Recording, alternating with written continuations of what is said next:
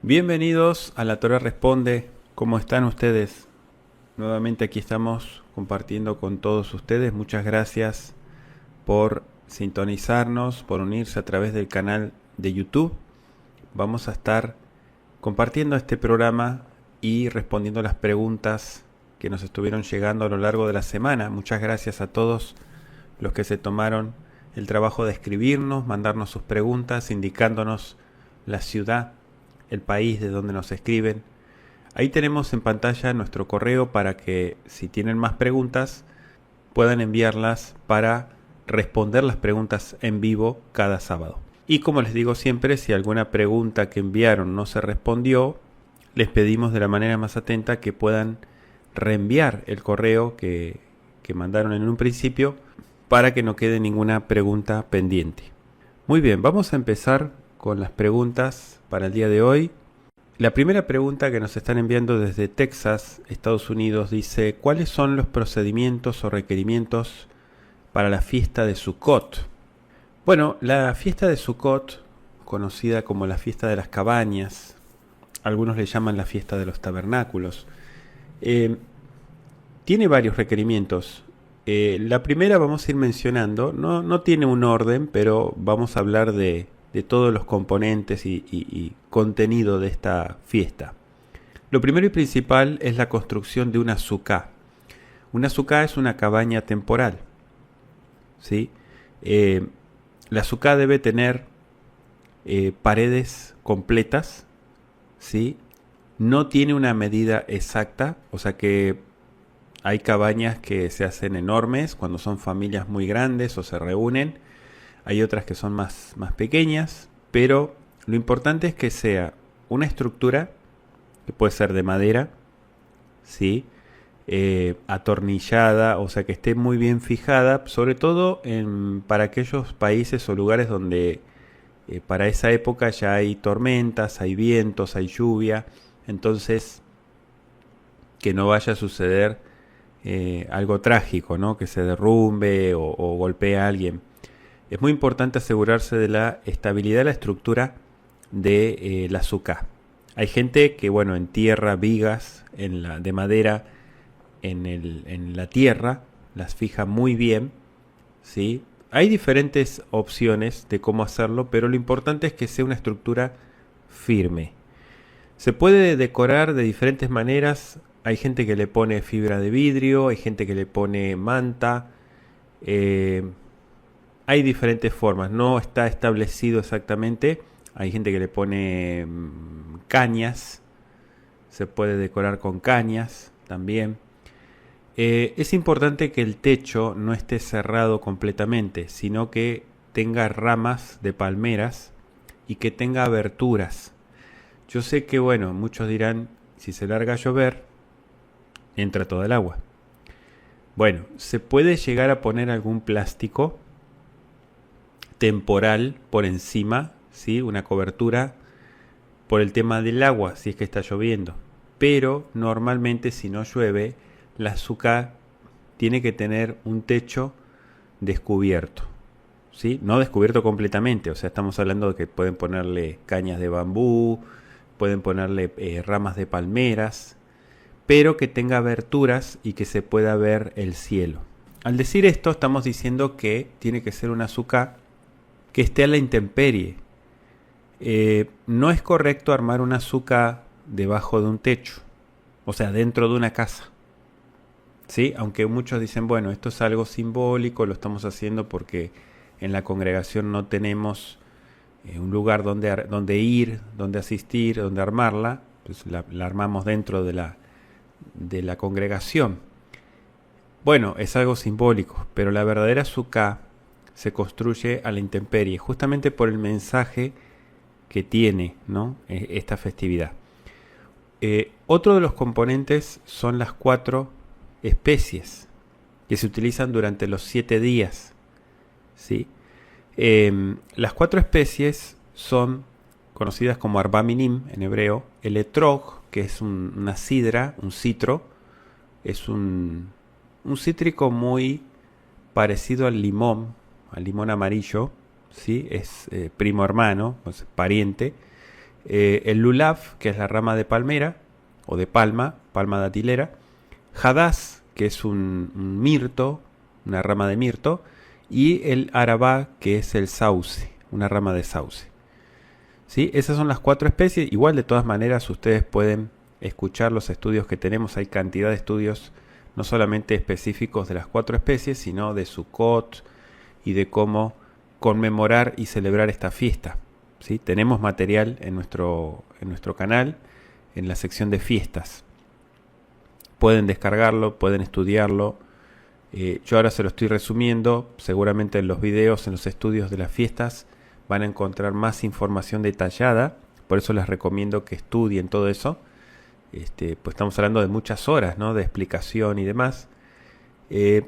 Otro componente importante es que hay que pasar tiempo en la Sukkah. Es decir, comiendo, realizando oraciones, incluso pueden hacer servicios dentro de la Sukkah, ¿sí? Actividades que nos conecten con el Creador, como estudiar Torah, orar y demás, se puede hacer dentro de la Sukkah. Hay gente que ha optado por dormir, incluso en la Sukkah, los 7 días. También, y hay gente que no, pero bueno, solamente con el hecho de que uno pase tiempo ahí o que pueda compartir una comida, un desayuno, lo que sea, está muy bien, ¿sí? Con esto no estoy diciendo que es obligatorio que estén ahí todo el día y noche. No, porque los días intermedios de Sukkot se conocen como Yom Hol o Hol HaMoed, que significa día intermedio de la fiesta o día profano, quiere decir días que se pueden trabajar. El primer día y el séptimo día son días de reposo, son Shabbatón. Pero los días intermedios, obviamente el Shabbat no, pero días intermedios se pueden laborar, se puede trabajar. De todas maneras se puede pasar tiempo en la Sukkah. ¿Sí? Muy importante. Después está el tema de la decoración, que bueno, eso ya es a gusto de cada persona, ¿sí? Lo importante es que sea un lugar decorado con mucha alegría, con muchos colores. Es importante todo eso. No se debe presentar ningún tipo de ofrenda de frutas, nada de eso, no hagan eso, ¿sí? Eso, hay gente que pone frutas, muchas frutas, y no hagan eso. Eso es una mesa presentada a los demonios, no hagan eso. ¿Sí? Eso, a veces la gente por desconocimiento hace cosas, pero no hay que hacer cosas que el Eterno no mandó, ¿sí? Si van a poner una fuente con frutas es para comer, no para presentar ofrenda. En todo caso, se presenta ofrenda de dinero al Creador, ¿sí? Se separa para el Creador ofrenda de dinero y se aparta. ¿Cómo se hace con esa ofrenda? Bueno, se entrega al lugar donde uno se nutre, estudia, ¿sí? Digamos, edifica su alma. Esa es la conexión con el Creador. Porque muchos dicen, bueno, yo no tengo un lugar donde congregarme, pero yo me conecto a través de internet y estudio. Bueno, ese es el lugar donde estás nutriéndote. Es así. El tema de la alegría y el agradecimiento es muy importante como contenido de la fiesta, ¿sí? Es una fiesta de mucha simjá, de mucha alegría. Sukkot es la fiesta de la gratitud por la cosecha, pero también por la protección del Creador, ¿sí? O sea, es una fiesta de gratitud porque Él nos sustenta. Entonces, ¿cómo no agradecerle al Creador? Porque Él nos da todo. No es que nos da solamente el sustento material, sino que nos da la vida, nos da la salud, nos da todo. Entonces es una fiesta de mucha gratitud. Se conmemora la salida de los hebreos de Egipto y su estancia por 40 años en el desierto. Entonces de ahí viene la idea de salir de la comodidad de la casa y construir una cabaña temporal y pasar esa semana el mayor tiempo que uno pueda, ¿sí? Porque también hay otras cosas que hacer, pero mayor tiempo con mucha gratitud y con mucha alegría, agradeciéndole al Creador por todo lo que nos provee, ¿sí? Y porque Él realmente nos cuida. Entonces básicamente esto es Sukkot, ¿sí? De la pregunta que me están haciendo en cuanto a procedimientos, requerimientos. Ya después hay bendiciones especiales, hay un sidur que se hace de Sukkot. Un sidur es un orden de oraciones, bendiciones que se dicen, especiales, se hacen lecturas especiales también en esa fiesta, y el Shabbat también cae dentro de la fiesta, ¿no? Entonces en el Shabbat es un Shabbat especial porque se celebra dentro de la Sukkah. Muy bien, muchas gracias por la pregunta que nos enviaron desde Texas, Estados Unidos. Otra pregunta que nos están enviando desde Managua, Nicaragua. Dice, ¿qué quiso decir nuestro Yahshua en este versículo? Juan 16, 24 al 25. Dice, hasta ahora nada habéis pedido en mi nombre, pedid y recibiréis para que vuestro gozo sea cumplido. Estas cosas os he hablado en alegorías, la hora viene cuando ya no os hablaré más por alegorías, sino que claramente os anunciaré acerca del Padre. Bueno, vamos a explicar un poquito. Yahshua les dice a sus discípulos que pidan en su nombre para que su gozo sea completo, y les anuncia que aunque ahora están tristes por su partida, su tristeza se convertirá en gozo cuando regrese, cuando lo veamos de nuevo. También les revela que les hablará más abiertamente sobre el Eterno después de su partida, ya que hasta entonces les había hablado en parábolas, para no abrumarlos. Entonces, ¿qué implica? Hasta ahora nada habéis pedido en mi nombre, pidan y recibirán para que vuestro gozo sea cumplido. Lo que está prometiendo es que sus peticiones serán contestadas y que su gozo será completo, ¿sí?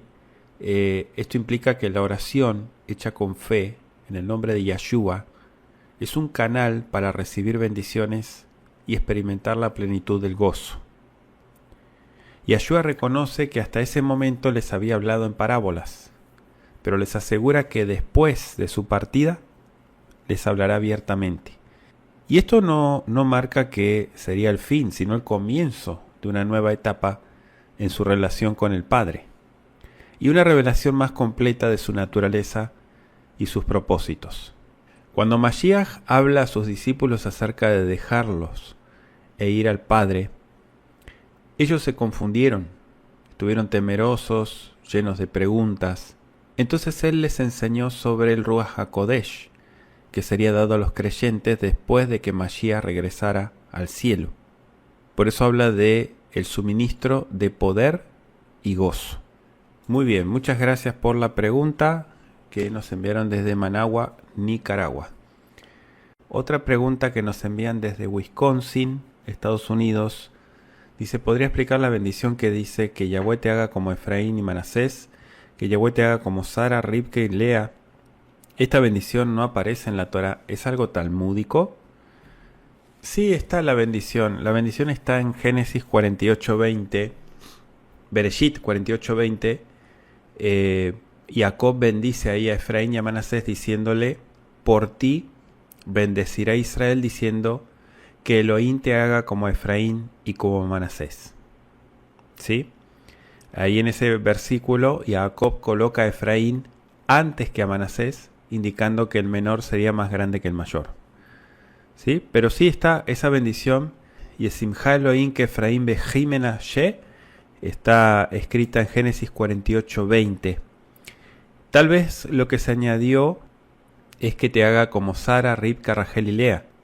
Se añadió, no sé si de carácter talmúdico, podríamos decir que la religión, lo que ya hemos estado explicando varias oportunidades, que el judaísmo fue dándole a las bendiciones fue dándole un formato, vamos a decir, se fue estructurando.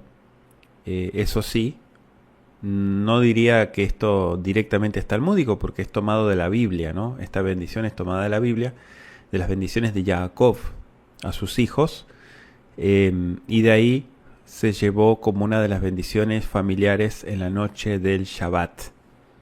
¿Sí? Una bendición que, bueno, tradicionalmente se hace y se imparte sobre los hijos, sobre la descendencia. Muy bien, muchas gracias por la pregunta que nos envían desde Wisconsin. Otra pregunta más, desde Wisconsin, Estados Unidos, dice, ¿puede una persona que sigue Torah usar un peluquero o peluquera que no siga Torah para sus servicios? Sí, no hay ningún problema porque la fe es personal y que uno vaya a cortarse el pelo o que vaya a comprarse una ropa nueva, no tiene nada que ver la fe de las demás personas, ¿sí? ¿Por qué digo esto? Porque bueno, es como todo, absolutamente todo. La comida, la ropa, la vestimenta, todos los servicios, todo lo que uno utiliza, usted no tiene la seguridad y no sabe, y tampoco nos incumbe saber si la gente cree o no cree, sigue la Torá o no. ¿Por qué? Por ejemplo, usted va a la carnicería, ¿no? Y el que le corta la carne o el que empacó la carne en alguna bandejita, no está en la fe, no está en la Torá. ¿Qué quiere decir? ¿Que usted no puede comer esa carne? El que confeccionó el pantalón que usted se compró, no está en la Torá. ¿Quiere decir que usted no va a usar ese pantalón porque lo hizo alguien que no está en la Torá? No, ¿verdad? Entonces, no tiene nada que ver, o sea, que una persona no siga la Torá. Repito, la fe es personal. La fe es personal. Lo que a uno le tiene que preocupar es la fe de uno, no la fe de los demás. ¿Sí? La fe de uno es la que tiene que alimentar. Número uno, la fe de uno. O sea, lo que yo hago y lo que yo doy y lo que yo brindo es lo más importante. No preocuparme por lo que hagan, dejen de hacer o no hagan los demás. ¿Sí? Eso es algo, en el tema de la fe, es como el tema de la salvación, ¿no? La fe, la salvación es individual, es personal. Ahí uno no se puede meter, a menos que, bueno, el peluquero le diga, oiga, usted estudia Biblia o estudia Torá, ¿me puede compartir acerca de lo que usted estudia? Bueno, usted le comparte. Pero si el peluquero no le interesa la fe, o está en otra fe, en otra creencia o en otra religión, ese asunto de él. No tiene nada que ver, ni tampoco va a influenciar sobre nosotros. ¿Me explico? Esto es importante entenderlo porque esto lo podemos llevar a todo. Es como decir, yo voy a un hospital y me van a operar de X situación, lo que sea. El cirujano, a ver, ¿está en la Torá o no está en la Torá? El que va a abrirme el cuerpo, o va a operarme, o va a quitarme algo, o lo que sea, ¿está en la Torá? Creo que eso no nos debe preocupar a nosotros si está o no está en la Torá. Lo importante es que él está cumpliendo y prestando un servicio. Eso es lo más importante. Si usted se va a cortar el pelo, usted lo único que tiene que preocuparse es que le corte bien el pelo, ¿no? No si cree o no cree en el Eterno. Que haga bien su trabajo, punto. Para eso usted le paga. ¿Sí? Eso es todo.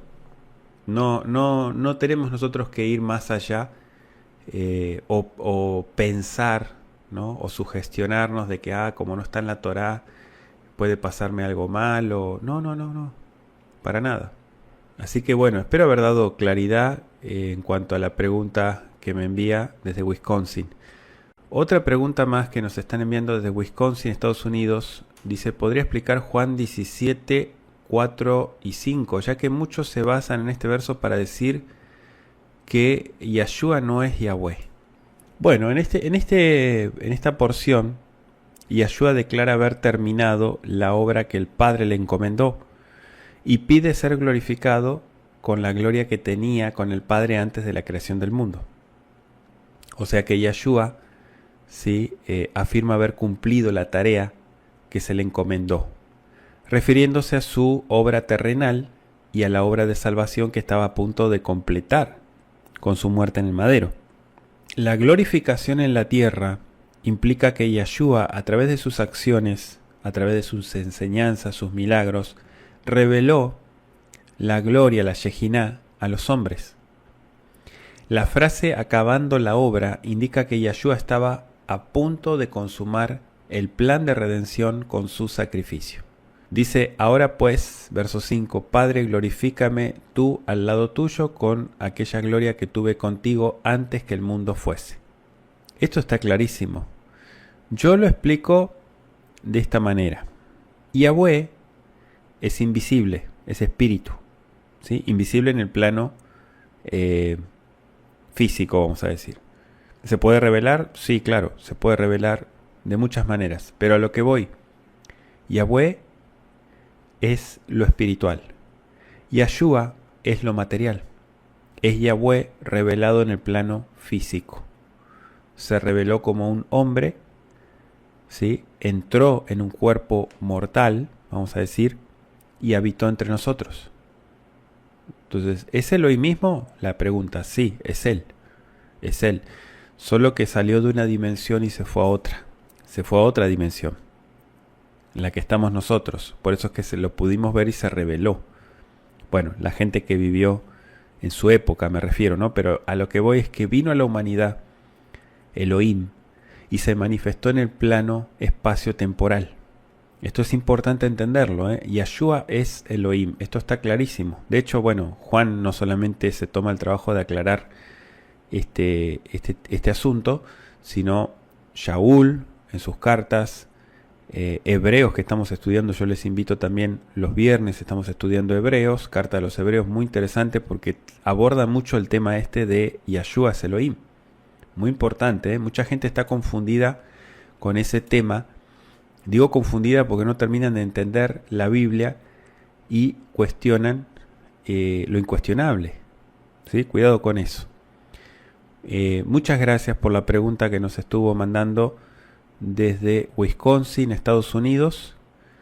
Otra pregunta que nos están enviando desde la región del Biobío, en Chile, dice, ¿existe relación temporal entre la expulsión de los Nefilim que menciona el libro de Enoc y la expulsión del adversario desde el cielo? No, no existe una relación temporal explícita en la Biblia o en el libro de Enoc entre la expulsión de los Nefilim y la expulsión de Satán, ¿no? Del adversario Lucifer del cielo. Aunque ambos eventos se mencionan en diferentes contextos, podríamos decir que no hay una conexión directa en cuanto a cuándo ocurrieron en relación uno con el otro.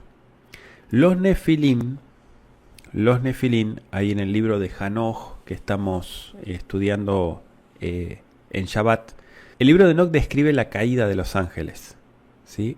Algunos de los cuales se mencionan como vigilantes, y su unión con los humanos. De esa manera resulta en la creación de Nefilim. Estos Nefilim son presentados como gigantes, como seres poderosos. Se mencionan en el libro de Génesis, en Números. El libro de Enoc no establece, digamos, una cronología específica para la caída de estos ángeles en relación con la caída del adversario.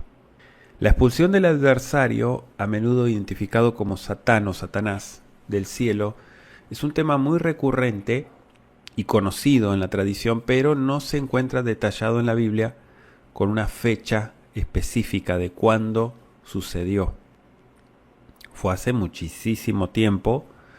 Si usted me dice cuándo, pues no le puedo dar la respuesta, pero de que fue hace muchísimo tiempo, eso sí, lo entendemos. Lo mismo que sucedió con estas entidades que fueron expulsadas y se fusionaron, se mezclaron con humanos para generar la creación de los Nefilim, ¿sí? Pero no hay una relación, no existe una relación temporal explícita ni en la Biblia ni en material extrabíblico que dé la fecha o diga exactamente cuándo fue uno y cuándo fue el otro. No lo hay. Muy bien, muchas gracias por la pregunta. que nos enviaron desde la región del Biobío. Otra pregunta más que nos están enviando desde Florida, Estados Unidos, dice acerca de la tzedaká o dar caridad. ¿Es un mandamiento o un acto voluntario? ¿Cuáles son sus bendiciones? ¿Es cierto que lo libra uno de la muerte? ¿Cómo encontrar a quien se le da tzedaká? Bueno, son muchas preguntas. Todas tienen que ver con lo mismo. Tzedaká viene de tzedek. Tzedaká significa justicia, hacer justicia. No es limosna como lo traducen los católicos, ¿no? La limosna es lo que te sobra, unas moneditas. Eso no es tzedaká. La tzedaká, digo moneditas limosna porque, bueno, si usted le da unas moneditas a alguien, ¿qué justicia está haciendo? Ninguna, ¿verdad? Entonces, la tzedaká es un acto voluntario, no es un mandamiento. ¿Sí? Es un acto voluntario. Usted decide, por su propia decisión y voluntad, si quiere ayudar a alguien o no. ¿Sí? No es una obligación, es como en la Biblia, ¿no? La Biblia, las ofrendas eran de carácter voluntario. Algunas se adicionaban ya de carácter obligatorio, como por ejemplo el tema del diezmo, ¿no? El diezmo es obligatorio, eso sí, no se cuestiona, pero las ofrendas tienen carácter voluntario. El caso de la tzedaká, de ayudar, podemos encontrar muchas situaciones diferentes, ¿no? Que algunos se sorprenden porque dicen, wow, comunidades judías, por ejemplo, han dado como tzedaká, han donado hospitales, ¿no? O sea, donar un hospital como tzedaká es algo impresionante, ¿no? Pero eso sí son actos de justicia. ¿Cuáles son sus bendiciones?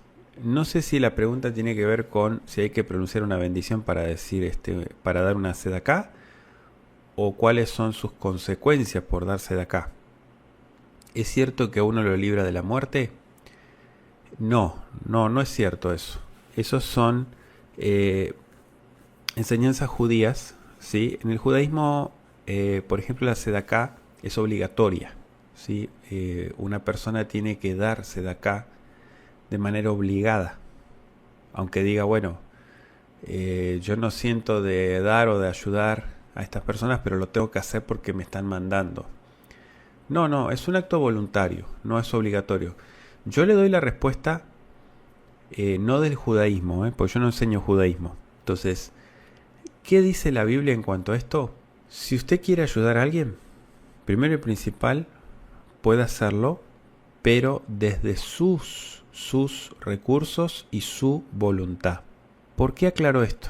Porque cuando uno dice, bueno, yo no le doy al Creador lo que es de Él, yo se lo doy a la gente pobre, yo lo he escuchado eso. Eso está mal. ¿Por qué está mal? Porque usted le está robando al Creador y usted determina a quién dárselo.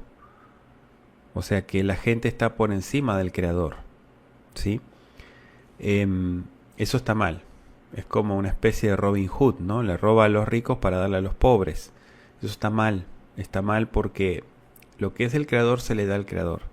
Si usted quiere ayudar a alguien, decir, bueno, yo me encontré con una persona necesitada, entonces usted de su dinero, no del dinero del Creador, le da a esa persona necesitada, ¿sí? Eso es tzedaká. La tzedaká así se cuenta. De uno se da, no de lo que es del Creador. Porque muchas veces está la viveza de la gente de decir, bueno, yo no doy el diezmo, pero se lo doy a los pobres. No estás haciendo ninguna justicia. ¿Por qué no? Porque ya le estás robando al Creador. Entonces el robarle al Creador para darle a los pobres no es visto como algo justo.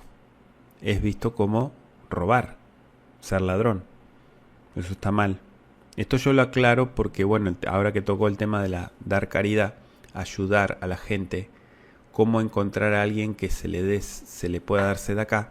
Bueno, el Eterno puede ponerle personas que realmente necesiten o no. Eso necesidad hay en todo el mundo, hay en todos lados. El tema es que muchas veces lo que hay es una mala administración y eso no satisface la voluntad del Creador. por ejemplo, el ejemplo que yo les dije, ¿no? Si usted sabe que esta parte es del Creador, obligatoriamente, mandamiento, y usted dice, no, yo no se lo voy a dar al Creador, yo se lo voy a dar a la gente. Usted está yendo en contra de la voluntad del Creador. Entonces la sedacá o la caridad se da, repito, de la voluntad de uno. Es un acto voluntario, no es mandamiento. Creo que en el judaísmo se enseña que es obligatorio. No, no es obligatorio. Lo que es obligatorio es el diezmo. Eso sí. Y se le da al Creador. ¿Sí? ¿Lo libra uno de la muerte? No. Eso es una enseñanza judía. Y repito, usted puede encontrar personas o no que usted considere ayudarlas, pero tiene que ser del dinero de uno, no del dinero del Creador. Esto es importante. Yo lo aclaro mucho porque hay mucha gente que dice, yo no le doy el diezmo al Creador, pero yo ayudo a la gente. Eso no es ninguna justicia, porque el Creador tiene que estar por encima de la gente. Eso es importante. Cuando uno cumple con el Creador, entonces puede cumplir con la gente. Ese es el orden, no es al revés. Muchas gracias por la pregunta que nos envía desde Florida, Estados Unidos. Otra pregunta también desde Florida, Estados Unidos, dice, ¿qué es la religiosidad? ¿Cómo se identifica? ¿Podría ser buena o siempre tendrá connotación negativa? ¿Podemos ser religiosos y no darnos cuenta? Sí, son muchas preguntas interesantes. Nosotros dimos estudios sobre el hombre y la religión hace muchos años. Ahí explicamos las características de la religión. La palabra religión viene de religare, que es estar amarrado, atado. ¿Atado a qué? A un sistema de control. Hay muchos sistemas, de hecho en la Biblia es un sistema establecido por el Eterno. El tema es que no es control y manipulación. Las religiones normalmente lo que hacen es dictarle, manipularle, controlarle, y muchas veces la gente cumple con ciertas, observancias de manera mecánica.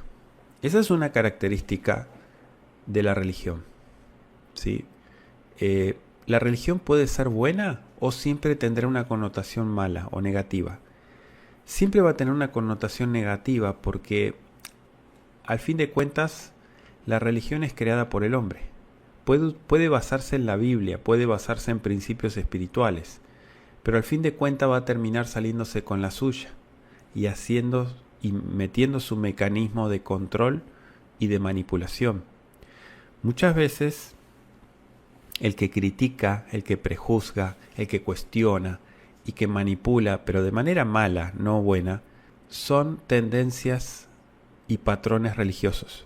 El acto mental ya de distinguir y decir, ¿no? Como que él es esto o él no es esto.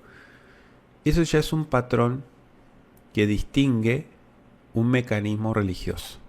Yo le puedo dar muchos patrones que identifican a una persona religiosa, ¿no? Pero ahora se lo estoy generalizando. Sí, es cierto, puede ser uno religioso y no darse cuenta. O darse cuenta después de muchos años, ¿sí? La religión no es la fe. Mucha gente se confunde porque uno puede tener fe y no ser religioso, ¿sí? Y a veces, miren, ¿sabe qué es lo más terrible? Que la gente entiende cualquier cosa. Porque dice no a la religión, y se visten como se les antoja, andan como se les antoja, o sea, no hacen ningún tipo de distinción. Dice, no, porque todo eso es religión. No, eso no es religión. Uno puede hacer las cosas de manera transparente y defender una fe claramente, puramente, sin necesidad de mecanismos religiosos de control y manipulación, ¿sí? Por ejemplo, en las religiones, el religioso es el más conservador, pero eso está mal, esa visión. Es decir, como que el que no es religioso es más liberal, es más loco, ¿no? Se hace el loco. No, ese es un concepto errado, porque la fe te puede llevar a crecer espiritualmente y alimentar tu fe y vivir una vida de fe y de observancia en la Torá sin actos religiosos, de control y manipulación, donde lo único, como decíamos recién en las respuestas anteriores, lo único que me importa a mí es lo que recibo y lo que doy. O sea, lo que me edifica y lo que estoy dando y lo que estoy edificando. Eso es lo que me interesa. Lo que hagan los demás no me interesa. El religioso generalmente siempre está mirando dónde falló el otro, ¿no? Cuántas monedas le faltan para el peso. Siempre lo está cuestionando todo y siempre está mirando la paja del ojo ajeno. Esta es una de las tantas características religiosas. Prejuzga, habla sin saber. Muchas veces uno puede tener todos estos patrones y no darse cuenta, ¿sí? Le preocupa más lo que diga la gente que lo que tiene que hacer o lo que diga el creador de uno. Eso también es un clásico de los religiosos. O sea, se preocupan más por el qué dirán que por si uno queda mal o no delante del creador. O sea, nuestra preocupación debería ser siempre si estamos acorde a lo que el creador quiere, si estamos cumpliendo con el creador, no si a la gente le cae bien o le cae mal, o qué dijo o qué no dijo, o qué van a decir. Eso no nos debe preocupar a nosotros. La religiosidad es algo malo, no es bueno, es algo malo. De hecho, todas las religiones han arruinado a la humanidad en gran medida, algunas más, otras menos. Hay religiones que son más controladas, son más pacíficas, pero hay otras que le han envenenado la cabeza a la gente. Muchas gracias por la pregunta que nos envió desde Florida, Estados Unidos. Espero haber aclarado estas dudas. Y vamos a otra pregunta que nos envían desde Florida, Estados Unidos. Dice, ¿es el título de apóstol algo exclusivo del Nuevo Testamento? ¿Existieron apóstoles en el Tanaj? ¿Existen apóstoles y profetas en la actualidad? Bueno, la palabra apóstol es una palabra griega que es enviado, ¿sí? Es un comisionado enviado para una causa. Podríamos entender desde el concepto shaliach que los profetas fueron enviados, porque fueron apóstoles también. Los profetas en el antiguo pacto o en el Tanaj eran enviados. Tal vez usted no los va a encontrar con el nombre apóstoles, porque ese término del griego aparece en el nuevo pacto. Pero, el concepto, yo estoy explicando el concepto de ser enviado por una causa. Vemos cantidad de gente en el Tanaj que fue enviado por una causa. Incluso podríamos decir hasta que Moshe fue un apóstol, ¿no? Moisés, porque fue enviado a libertar al pueblo de la esclavitud. Entonces, yo lo que explico es el concepto. Ahora, como título y término griego, no existe en el Tanaj. Pero como concepto, sí existe. Pregunta, ¿existen apóstoles y profetas en la actualidad? Yo no sé si de la categoría de lo que habla la Biblia. Sí, la vez pasada yo decía que me atrevo a decir que, bueno, personas con don de profecía sí hay, con don de profecía, pero profetas como tal de ese calibre, creo que no. No hay profetas en la actualidad, no existen. Pueden haber personas con don de profecía, pero el problema es que a veces la gente se confunde, porque que tengas don de profecía no te califica como profeta. O sea, que te autoproclames profeta porque, no sé, tengas ese don de profecía, no es lo mismo, ¿eh? No es lo mismo. Profeta es algo muy pesado, es algo muy grande, y creo que no hay profetas en la actualidad. En cuanto a apóstoles, hay personas que van con ciertas misiones, con ciertas encomiendas, actividades para hacer a diferentes puntos, pero repito, son términos que se han viciado. Apóstol, profeta. En las religiones como el cristianismo se usa muy a menudo todo eso, ¿no? Esos términos, cualquiera es apóstol, cualquiera es profeta. ¿Pueden ser usados por el Creador? Sí. Pero eso no los cataloga de este calibre, digamos. ¿Sí? Esto es importante entenderlo, porque uno dice, bueno, hoy en la actualidad, 2025, ¿puede ser enviado por el Creador para una causa, sí. Pero no le tiene que poner usted el título de apóstol. O porque esté haciendo un anuncio de parte del Creador, usted no le tiene que decir que es un profeta. ¿Me explico? O sea, está muy, muy viciado todo eso. Y está mal empleado es la palabra. Está muy mal empleado en la actualidad. Yo creo que en la actualidad no. Así como tal, si usted lo compara con la Biblia, no. Hoy no existe gente así como en los tiempos bíblicos. Además hay mucha vanidad, hay muchas cosas del humano hoy en día que se entremezclan y que no permiten que ese propósito realmente se cumpla como en los días bíblicos. ¿Sí? Entonces, ¿puede el Eterno levantar a alguien hoy y usarlo? Sí, pero eso no le da el motivo para decir, bueno, es un, no sé, es un rabino, profeta, es un patriarca, es un apóstol o un shaliach. A veces los títulos son pura vanidad. Por eso el tema de los títulos, a la gente le hace mal eso. Es mejor evitar eso, es mejor evitarlo, los títulos. Es mejor que las obras se evidencien más que los títulos, ¿sí? Porque si, mire, usted dice, bueno, va a venir el profeta tal a nuestra ciudad y toda la propaganda, ¿no? Ah, no, es profeta y esto es... Y no se cumple nada de lo que dice. ¿Qué pasa con todo ese título y toda esa propaganda que se hizo? Se viene a pique, ¿no? Se viene a tierra. Es vanidad y media. Entonces, por eso el problema de los títulos y todo eso ha llevado a la gente a descreerse de todo esto. Hay que tener cuidado. Yo, por ejemplo, en mi punto de vista, yo no estoy de acuerdo con eso. Por eso yo digo, en la actualidad, profetas y todo esto no hay. Si hay gente que es usada por el Creador, pero puede llegar a tener don de profecía. Pero en la Biblia se hace distinción de eso. Ser profeta es algo muy grande. Y creo que no existen profetas. Lo mismo que apóstoles, comparándolos con los de la Biblia, ¿no? Muy bien, muchas gracias por la pregunta. Otra pregunta que nos están enviando desde Seattle, Estados Unidos, dice Salmos 81:3, toquen la trompeta en la luna nueva y en la luna llena, día de nuestra fiesta. ¿Podría explicar cuál es esta luna llena y cuál es esta fiesta? Aparece solamente en este versículo en toda la Biblia. Muy bien. Bueno, lo que está hablando acá es de dos fiestas.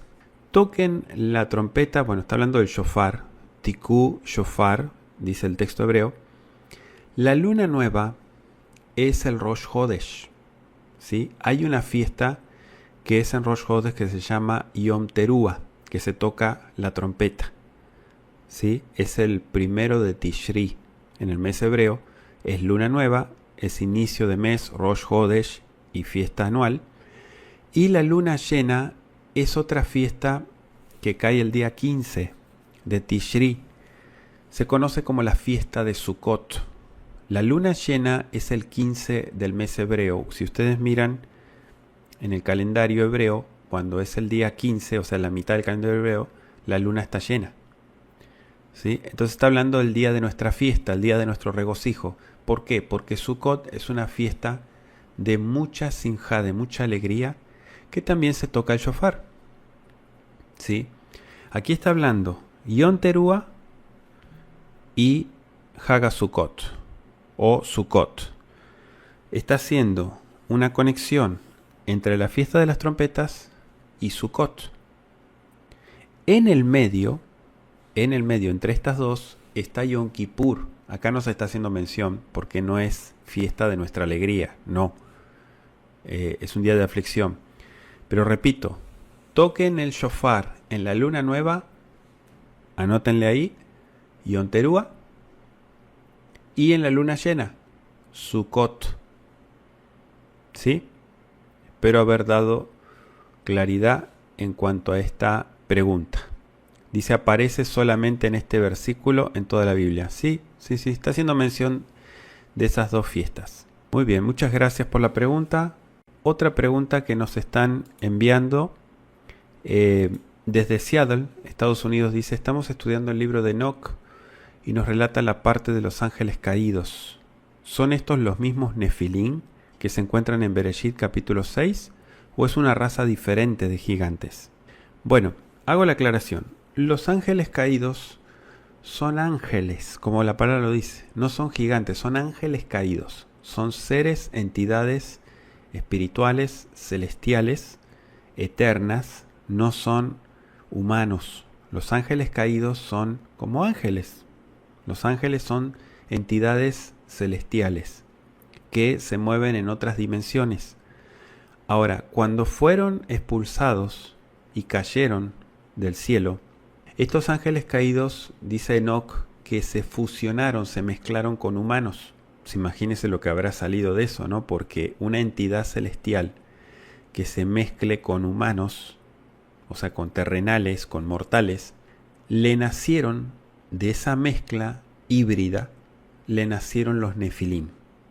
Los Nefilim no son los ángeles caídos. Los Nefilim son los hijos de los ángeles caídos. ¿Sí? Los ángeles caídos son ángeles y los Nefilim son la mezcla de humanos con ángeles. Sí, eran monstruos. Era una raza diferente de gigantes. Eran monstruosos. Se habla de que tenían entre 15 y hasta 30 metros de altura. Uno dice, mira esas dimensiones y dice, ¿de veras existieron estos monstruos gigantescos? Que parece de película. Sí existieron. Y yo explicaba la vez pasada en el estudio, bueno, yo les invito para los que no se quedan a estudiar con nosotros, que solamente vienen a la Torah Responde y luego se van, quédense a estudiar. Los sábados estamos estudiando después de la Torah Responde el libro de Enoch.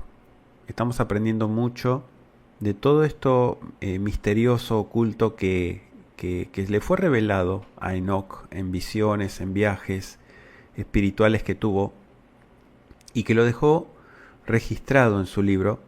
Es interesante conocer eso. De los Nefilim nacen los demonios. Los famosos demonios, entidades espirituales, espíritus inmundos, nacieron de los cadáveres cuando mueren estos gigantes monstruosos. ¿Sí? Todo eso estuvimos estudiando la vez pasada. Y sí, se encuentran en Bereshit capítulo 6. Es la raza nacida de esta mezcla. Se le conoce como Nefilim. Nefilim es un nombre que significa caídos. Caídos. Lo que pasa es que a veces, como dice Nefilines caídos, pensamos que son los ángeles caídos. No. Los ángeles caídos, vamos a decir que son los padres. Y los hijos son los Nefilim, los caídos, que tenían una apariencia muy, muy diferente a la de los ángeles caídos. Espero haber dado luz y claridad. Muchas gracias por la pregunta que nos enviaron. Otra pregunta más desde Seattle, Estados Unidos. Dice, ¿podría explicar qué es la alianza abrámica? ¿Puede esta alianza relacionarse con los tratados diplomáticos entre Israel y varios países árabes, moderados por Estados Unidos? ¿Son la firma de estos convenios el cumplimiento de algo anunciado en las Sagradas Escrituras? Bueno, los llamados acuerdos de Abraham, así le llaman a la alianza abrámica, son una serie de tratados de normalización en relaciones diplomáticas entre Israel y varios países árabes, principalmente los Emiratos Árabes Unidos, Bahrein también, un país árabe, sí, moderados por Estados Unidos. Estos acuerdos, que fueron formalizados en 2020, marcan un hito significativo en la historia de las relaciones entre Israel y el mundo árabe, ya que representan por primera vez en décadas que Israel establece relaciones diplomáticas con naciones árabes. Acá lo que nos están preguntando es, ¿son la firma de estos convenios el cumplimiento de algo anunciado en las Sagradas Escrituras? No tiene nada que ver. Esto es algo que, bueno, lo están manejando como un acuerdo, un tratado de paz por la unión y la alianza que existe justamente entre el patriarca Abraham en el mundo árabe y en el pueblo hebreo, ¿sí? Pero un acuerdo, vamos a decir, un convenio. Pero no es que esté llevado al cumplimiento de algo anunciado en las Escrituras. Muchas gracias por la pregunta que nos enviaron desde Seattle, Estados Unidos. Otra pregunta que nos están haciendo desde Managua, Nicaragua. Dice, ¿tengo protección solo por decir el Shema? Bueno, en realidad no. Shema Israel es una declaración de fe. No es una fórmula mágica para invocar protección. Lo que sí se establece es que en la declaración de fe se declara la unidad del Creador, o sea que es uno solo. Es una declaración de fe, básicamente. Si hablamos de protección, estamos hablando de observancia de mandamientos, es decir, buscar una vida apartada. ¿Sí? Algunos argumentan que también se pueden invocar ángeles, pero el Shema Israel no tiene nada que ver con esto. Es una declaración de fe solamente. ¿Sí? No es que atrae protección, aunque está puesta en la mezuzá, el cofrecito que se suele fijar en los dinteles de las puertas, contiene la porción del Shema, Shema Israel, pero solamente hay que entenderlo como una declaración de fe, no para invocar protección de parte del Creador. En todo caso, la protección, repito, viene a partir de la observancia de los mandamientos. ¿Sí? Shema Israel no se puede decir que es una oración, es simplemente una declaración que está escrita, o sea, está en la Torá, está en Deuteronomio, pero lo que declara es fe en un solo Elohim. Ese, digamos, que es el verdadero significado. Muy bien, muchas gracias por la pregunta que nos envió desde Managua, Nicaragua. Otra pregunta que también nos están haciendo desde Managua, Nicaragua, dice, ¿es necesario ser ungido por alguien para comenzar un ministerio? En realidad no. Lo que pasa es que esto generalmente en las religiones tradicionales, según el tipo de denominación, se suele decir que el ungimiento de parte de autoridades o líderes es como que le da, digamos, la aprobación para que una persona pueda servir al Creador. Lo cierto es que no, en realidad las facultades las da el Creador, como son los dones del Espíritu también, ¿no? Que capacita a la persona para ejercer una obra, un servicio, cualquiera sea el servicio. ¿Sí? Entonces, tradicionalmente, en el cristianismo sí se acostumbra a hacer eso, pero no quiere decir que sea lo correcto, ¿no? No es necesario ser ungido por alguien para comenzar una obra. Lo que sí es importante es ser dirigido por el Creador y tener las facultades para poder llevar a cabo esa obra. Por ejemplo, una persona que recibe dones de parte del Espíritu Santo, ¿sí? Lo capacitan, lo forman para poder ejercer esa obra. De lo contrario, no se puede ejercer un ministerio, como dice usted, ¿no? O comenzar un ministerio. Esa sería la respuesta. Muchas gracias también por esta pregunta que nos envió desde Managua, Nicaragua. Otra pregunta que nos están enviando desde Texas, Estados Unidos, dice, ¿cuál es la versión correcta acerca de Judas Iscariote? ¿Hay dos versiones? ¿Fue salvo o predestinado a morir? Mateo 27, versos 1 al 10, se llenó de remordimiento y fue y se ahorcó. Lucas 21:3 dice, a Satán entró en él. Juan 13:27, Judas tan pronto tomó el matzá, a Satán entró en él. Pero en Hechos 1:18 dice que con el dinero que Judas recibió por el acto maligno, se compró un campo y allí cayó de cabeza y murió, su cuerpo se hinchó, se reventó y todas sus entrañas se derramaron. Bueno, la pregunta es, ¿cuál es la interpretación o la versión correcta acerca de Judas Iscariote? ¿Fue salvo o predestinado a morir? No podemos decir predestinado porque en realidad entendemos según la Biblia que hay un libre albedrío en todas las personas.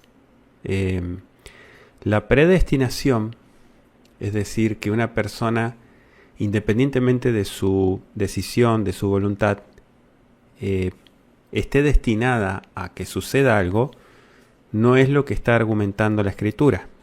Él no fue predestinado a morir. En realidad, él tomó la decisión de traicionar al Mesías y de esa manera pagó las consecuencias.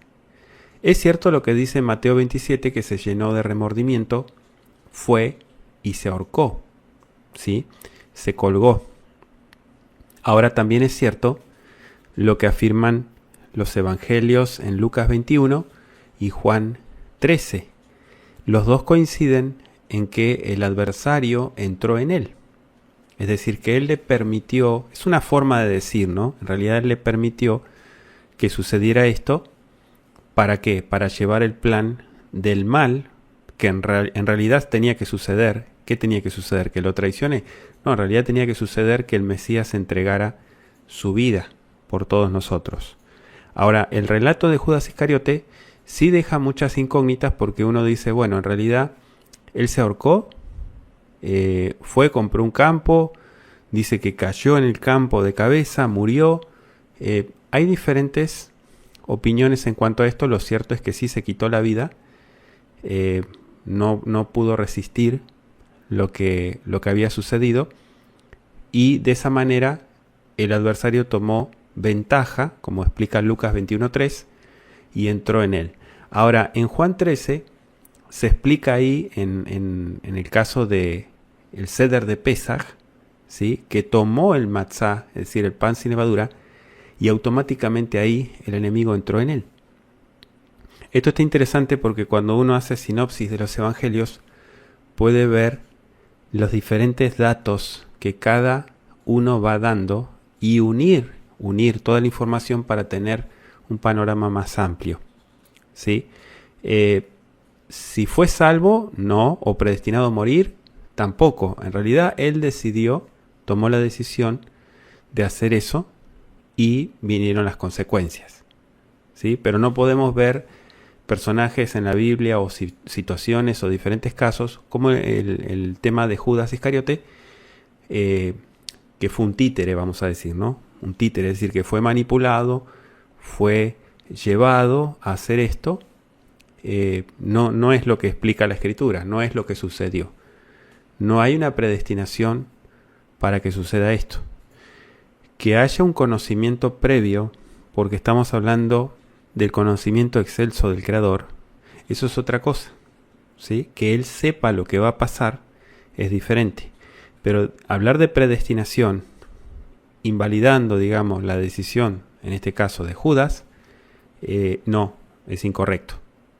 Él tomó la decisión, y lo que explican los evangelios es que a partir de esa decisión el enemigo entró en él, y de esta manera Hechos 1:18, ahí explica una parte, digamos, de lo que sucedió, se quitó la vida, ¿sí? Muchas gracias por la pregunta. Bueno, espero haber aclarado esta duda en cuanto a la versión correcta, ¿no? Él se quitó la vida, es cierto, y bueno, vinieron las consecuencias. Gracias por la pregunta. Y vamos a otra pregunta que nos están haciendo desde el chat. Dice: el fruto del árbol de la vida, ¿se sabe en realidad qué tipo era de fruto? En otros programas, ya tiene bastante tiempo, estuvimos respondiendo esta pregunta. Vamos a responderla de vuelta. En realidad no se sabe qué tipo de fruto era. No se sabe. ¿Por qué? Porque la palabra perí es un fruto, pero no dice qué tipo de fruto, ¿sí? Si se dijera, se estaría especulando. Por ejemplo, hay versiones que dicen que era un durazno. Otros, la versión más tradicional, dicen que era una manzana. Otro podría salir diciendo que era un mango. ¿Cuál es el fruto prohibido? Pues en realidad no se especifica qué fruto tenía este árbol de la vida, o tal vez es un fruto desconocido, es decir, que hoy no existe, ¿sí? Hay muchas variantes para interpretar esto, pero no tenemos la respuesta exacta. ¿Por qué? Porque no hay información precisa en cuanto a qué tipo de fruto era el del árbol de la vida. Si yo les empiezo a describir un fruto a ustedes y les digo, no, era así, tenía esto y tenía hojas aquí y esto, usted me va a decir, ¿de dónde sacó esa información? No sé, se me ocurrió. Está mal, ¿verdad? Está mal hacer eso porque uno está especulando y si no hay información, no se puede precisar. Ya lo habíamos respondido, pero bueno, la respuesta es, no sabemos qué tipo de fruto era. Muchas gracias. Otra pregunta que nos están haciendo en el chat. Dice, ¿la pena de muerte está bien aplicarla en este tiempo? En realidad, no. No está bien. ¿Por qué? Bueno, por lo siguiente. Cuando hablamos desde el punto de vista de la Biblia, la vez pasada, creo que fue la semana pasada, comentábamos, ¿no? que por causa del mal existen lugares de corrección, existen lugares de pagar una pena o varias penas, que son las cárceles, ¿sí? Existen diferentes grados de enjuiciamiento a las personas y entiendo que en algunos países la pena de muerte está aprobada, digamos. Por ahí tal vez en algunos estados, no en todos lados, pero lo cierto es que no está bien aplicar eso porque tenemos que sacar lo importante. La Biblia, la Torá, defiende la vida. Entiendo que una persona arruinada, una persona destinada a estar el resto de su vida pagando las consecuencias de su mal o de sus males, es lo correcto y es lo que marca la Escritura, ¿sí? Yo entiendo que en la época bíblica se le quitaba la vida a las personas. Si hablamos en la época clásica de la Biblia, no se le andaba ni siquiera preguntando, directamente se le quitaba la vida, se aplicaba el apedreamiento, se mataba a las personas, o sea, era realmente muy extremo todo esto. La respuesta es que no está bien aplicarla en este tiempo porque además vivimos en otra sociedad, ¿sí? Y entendemos que también hay derechos, así como hay constituciones. La sociedad actual tiene leyes, ¿sí? Y entendemos que si un ciudadano, una persona, no respeta esas leyes o se va totalmente al extremo contrario, tiene que pagar las consecuencias de eso. Pero de ahí a quitarle la vida a la persona, no. Por lo menos en la actualidad es como hablar hoy en día, que también lo preguntaron la vez pasada, de la esclavitud. No, la esclavitud fue abolida. Aunque usted me diga que en la Biblia estaba vigente. Sí, pero me está hablando hace 3000 años atrás. Las sociedades a través de la historia han ido cambiando, han ido evolucionando. Entonces, la pena capital, o sea, la pena de muerte no está bien que se aplique en este tiempo. Muchas gracias por esa pregunta. Otra pregunta que nos están haciendo también en el chat. Dice, en Yom Teruah, ¿se puede poner una jupá como adorno de la fiesta? La respuesta es no. Porque miren, la jupá, ese dosel, no sé cómo se podría traducir, que se utiliza para la boda hebrea, aunque uno pueda tener una interpretación o un perfil desde una boda simbolizada, ¿no?, con el Creador, lo cierto es que no. ¿Por qué no? Por lo siguiente. Primero y principal, porque el Creador no mandó a hacer eso. No mandó. Entonces, o sea, no está ordenado por el Creador. Es como el ejemplo de presentar una mesa con frutas. ¿Mandó el Creador eso para la fiesta? No lo mandó. ¿Y por qué la gente lo hace? Está mal, ¿verdad? Bueno, hay ingredientes, hay cosas que aunque uno diga, bueno, en realidad se hace con esta intención o con este perfil o para decorar o porque simboliza esto, no hay que presentar o hacer cosas que no fueron establecidas por el Creador. Por ejemplo, Yom Teruah, si usted me dice, bueno, se puede decorar la casa con shofares, o sea, shofares no reales, ¿no?, sino dibujados o ilustrados así, ¿se puede decorar? Sí, claro, porque eso tiene que ver con la fiesta, pero la jupá se utiliza para lo que es la boda. No se utiliza para las fiestas bíblicas me refiero. Entonces ahí está mal, no hay que hacer eso, ¿sí? Los adornos tienen que ser acorde a lo que estamos hablando, ¿sí? Por ejemplo, ¿cuál es el punto central de Yom Teruah? Es el día del despertar, es el día de aclamación. Entonces tiene que ver con el shofar, con el sonido de la alarma, ¿sí? No con una boda, no tiene nada que ver con una boda, aunque se le pueda dar esa connotación o esa interpretación en lo espiritual. Pero la realidad es que no. Muchas gracias por la pregunta. Otra pregunta que nos están haciendo en el chat dice: nosotros tenemos un ángel de la guarda que siempre está con nosotros día y noche. ¿Es así? Esta pregunta también recuerdo haberla respondido.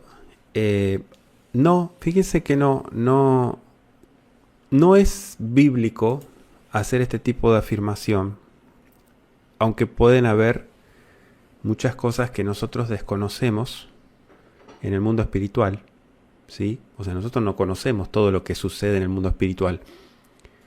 Es cierto que hay mucha gente es alertada, es dirigida, es advertida, cuidada, ¿sí? Por entidades que no sabemos realmente qué son, ¿sí? Uno le puede decir el título Dios, o sea, Dios me dijo esto, me dijo que hiciera esto, escuché su voz. Bueno, tal vez fue un ángel. No lo sabemos. Hay cosas que son misterios.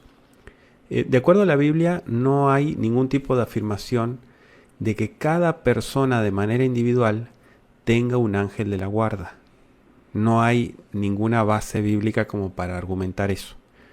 Es cierto que los ángeles son intermediarios, defienden a la humanidad, interceden por la humanidad, ayudan en muchos casos, eso sí es cierto, pero de ahí una cosa es una intervención divina y otra cosa es decir o afirmar que cada persona de manera individual tiene un ángel de la guarda que día y noche lo protege. Pues en realidad eso es una creencia popular, pero no es algo bíblico, ¿sí? Es cierto que los ángeles intervienen, sí, advierten, alertan a la gente, la cuidan.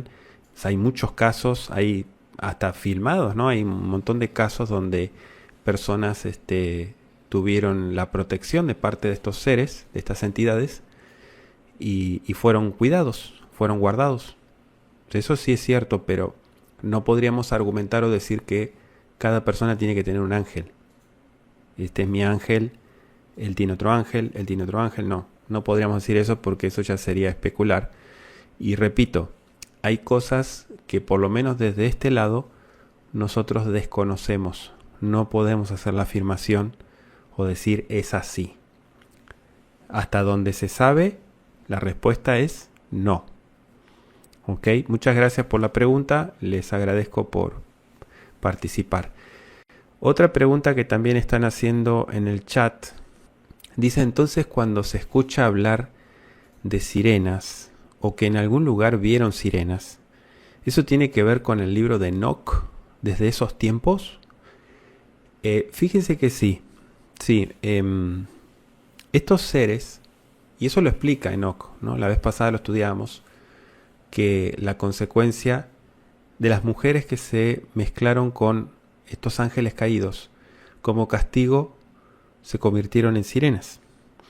Aunque para muchos parezca algo, un mito o algo poco creíble, lo cierto es que hay muchas especies, seres, vamos a usar la palabra seres, incluso debajo de los océanos, ¿sí? Hay muchas cosas que son misterios para el humano, y sí, cuando aparecen seres que no son peces, que se han visto, mucha gente queda espantada, ¿no? Porque dice, ¿qué es eso? ¿Realmente existe esto? O yo pensé que era un mito, que era algo, no sé, de los cuentos de hadas, de la mitología clásica. No. Hanoch redactó y escribió esto, y por algo lo escribió. Él recibió esta información Y es cierto, sí, es cierto, podríamos decir que sí. Sí, sí, sí. Cuando se escucha hablar de sirenas o aparecen videos o hay gente que se pone a hablar de que fue testigo, que vio estos seres, ¿tiene que ver con Enoch? Sí, tiene que ver con Enoch, tiene que ver desde aquellos tiempos. O sea que hay muchos seres y hay muchas entidades que incluso viven en este planeta, de las cuales nosotros ignoramos completamente porque no podemos nosotros afirmar que solamente lo que conocemos o lo que vimos es lo que existe. O sea, sería una ignorancia decir eso, ¿no? Desconocemos muchos seres que viven muy alejados del humano, vamos a decir, pero que están en este planeta, ¿sí? Y a veces ocurre esto de que hay encuentros, hay contacto con estos seres. Entonces, sí, lo cierto es que todo eso sucedió y está, así como hay animales que son descendientes, digamos, de quién sabe desde cuándo, ¿no? Descendientes de monstruos y de seres que fueron creados hace mucho tiempo. Lo mismo sucede con esto. Es que muchas veces se cree que estas entidades o estos seres fueron completamente erradicados y desaparecidos del planeta y no hay nada. No, la respuesta es no. Todo esto sí existe, existe en el mundo físico, en el plano físico, espacio-tiempo, pero también en el plano espiritual. La vez pasada estábamos comentando en el libro de Enoch un poco, brevemente, el tema de las dimensiones, ¿sí? Muchas veces uno lo argumenta, lo plantea desde el punto de vista de la física, pero vamos más allá de la física, vamos a lo espiritual, es decir, a los mundos invisibles, a los universos invisibles. Entonces, hay muchas cosas que realmente el ser humano desconoce, son misterios, son cosas que, bueno, no tienen una explicación, pero lo que relata Enoch en cuanto a las sirenas, sí es cierto. Así que muchas gracias por esta pregunta. Bueno, hemos llegado al final de nuestro programa y gracias por participar, por tomarse el trabajo de mandarnos sus preguntas al programa, al correo beitefila@hotmail.com. Quédense, no se vayan, quédense en sintonía porque vamos a compartir también un estudio más de Sefer Hanoch, del libro de Enoch. Sí, está interesante porque también estamos viendo acerca de todos esos viajes celestiales que hizo Hanoch. Está muy interesante la información que trae, así que quédense. ¿Sí? Nosotros terminamos este programa de La Torah Responde, pero seguimos compartiendo material y estudios. Así que bueno, muchas gracias por acompañarnos como siempre y recuerden, si tienen más preguntas, mandarnos un correo a beitefila@hotmail.com indicándonos por favor la ciudad y el país de donde nos escriben. Muchas gracias por todo y hasta la próxima.